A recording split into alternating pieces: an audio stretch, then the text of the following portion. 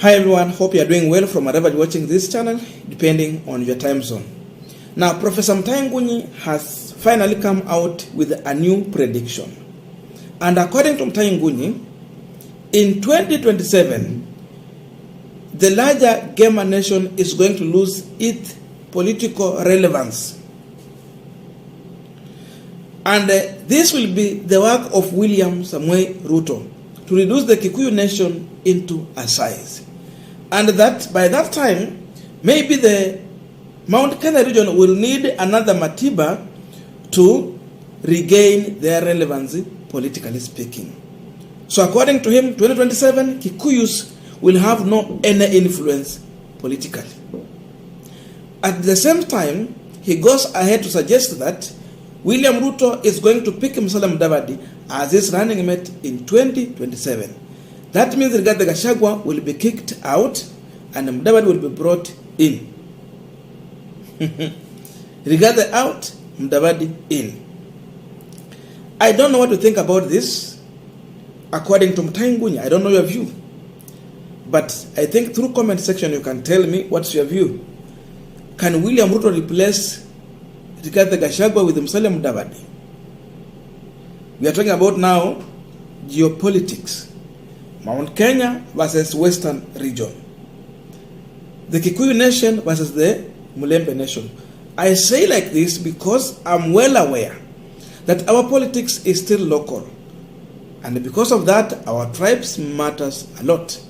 If you don't believe, go and check on how people voted in 2022. Of course, Kikuyus voted for William Ruto because they had Rigathi Gachagua. He had someone. And of course, Kalenjin voted overwhelmingly for William Ruto because he is one of their own. So our tribe still matters a lot. So if we want to talk about this politics, then kingpins and tribes comes in. This is what Mutahi Ngunyi tweeted. Mudavadi will be Ruto's running mate in 2027. Kikuyus will be downsized and they will need a Kenneth Matiba to regain relevance. That is Professor Mutahi Ngunyi. Now, the question we are asking on this Punchline today, what are the advantages of William Ruto taking Musalia Mudavadi as his running mate in 2027? And what will be the disadvantages of replacing Rigathi Gachagua with the Musalia Mudavadi? That is what we want to try and answer here. But before we go deep into that, just a quick request for those who are watching and they are yet to subscribe, please consider subscribing so that another time, once we release a video like this one, you will always get notified. Again, to all our channel subscribers, anyone who drop comment, those who have joined the channel membership, and those who are super chatting us in our premium, I must say thank you so much for your unconditional support. Again, I'm requesting you to give this video a thumbs up so that YouTube can recommend our videos to more viewers. And by the way, by giving a thumbs up is also another way of supporting our content. So please do that. And thank you. Back to our discussion. Now, first of all, let's start with the negative side. If you compare Rigathi Gachagua to Musalia Mudavadi, Mudavadi is more senior to Rigathi Gachagua politically.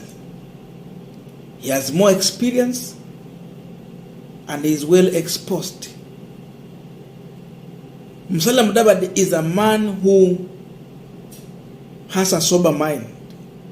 A man who cannot make a decision on emotion. He will reason before making a decision. And an accomplished economist.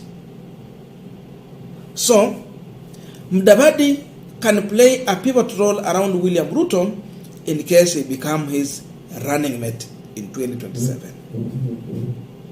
That means he brings more value when it comes to management compared to Rigathi Gachagua. So William Ruto picking Musalia Mudavadi, those are the advantages. Again, there is nowhere William Ruto can collide with Musalia Mudavadi or create a division because Mudavadi si mtu wa hasira ya haraka. He reasons and he take advice. Gachagua and William Ruto are people who are the same. And sooner than later, you will see these people soon starting to disagree publicly.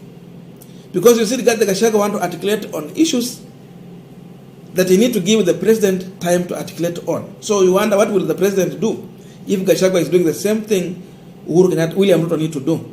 Actually, what Rigathi Gachagua is doing is exactly what William Ruto was doing to Uhuru Muigai Kenyatta. But these two were able to survive because Uhuru was a different man, a man who think better before making a decision, and again, he not act on emotions. So that's what kept these people together. But now, on the flip side, if William Ruto is replacing Rigathi Gachagua with the Musalia Mudavadi, then what is he giving to Mount Kenya region after reducing them to size? Is Mutahi Ngunyi also predicting that Mount Kenya region is going to be given the Prime Minister position, Prime Cabinet Secretary?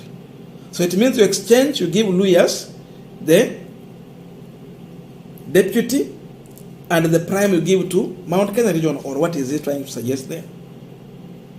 I'm saying this because I'm well aware that in this country, our politics is local. And because of that, our tribes matters a lot in every election. And if you don't believe, you can go and check how people voted. Kalenjin voted for William Ruto overwhelming because he's one of their own. Kikuyus, or the Gema community, were voting for William Ruto because one of their own was a running mate to William Samuel Ruto. And that can be explained to the vote that Raila got from Mount Kenya region. Martha Karua was there, and Uhuru Kenyatta was with Raila Amolo Odinga. So politics is local. The question is, replacing Rigathi Gachagua, it means you are trying to risk the 3.5 million votes from Mount Kenya region. So what comes in is, how is he going to regain the 3.5 million votes? Will Luyas vote for William Ruto to replace these votes? This is my answer.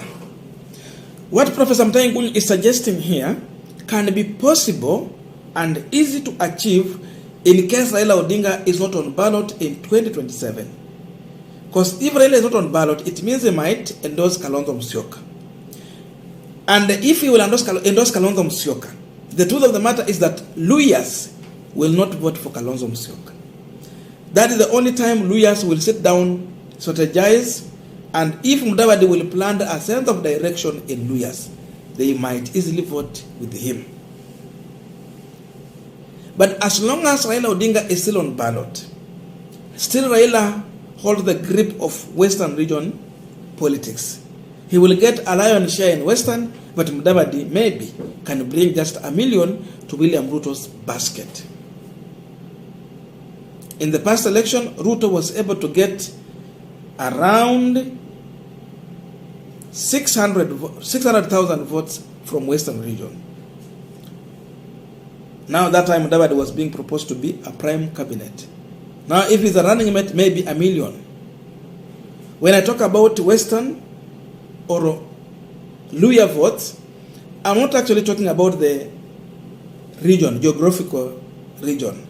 I talk about the Mulembe nation. That means Luyas in Nairobi, Coast, and Western itself, and other areas within this country where Luyas are staying.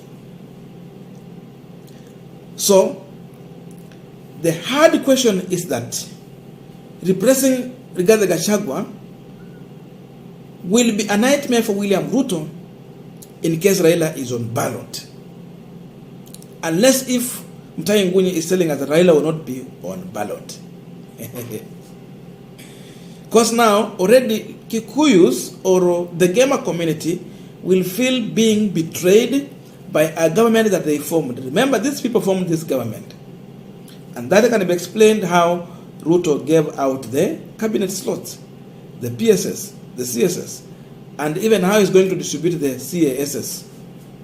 That means it's not easy for William Ruto just to wake up and and give Musalia Mudavadi a running mate slot. No. Not easy. That is my own view. I don't know what to think about this, but that is my stand. Raila factor matters a lot when it comes to voting in Western region. Kura za Lower Eastern, si za Raila Odinga, ni kura za Stephen Kalonzo Musyoka. So once you have Kalonzo Musyoka, he comes with those votes. But in the Western, Raila akona big share. So Ruto will need to think properly if he want to buy into Professor Mutahi Ngunyi's idea. And that can be explained the reason why I believe that Musalia Mudavadi cannot go on ballot in 2027.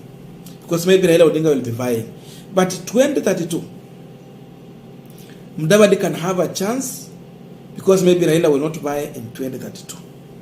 That time he can plan a sense of direction among Luyas on which side they should vote, as long as it's on ballot and they have a strong running mate. That is my view. I don't know what to think about this, but let us meet in the comment section for continuation of this conversation.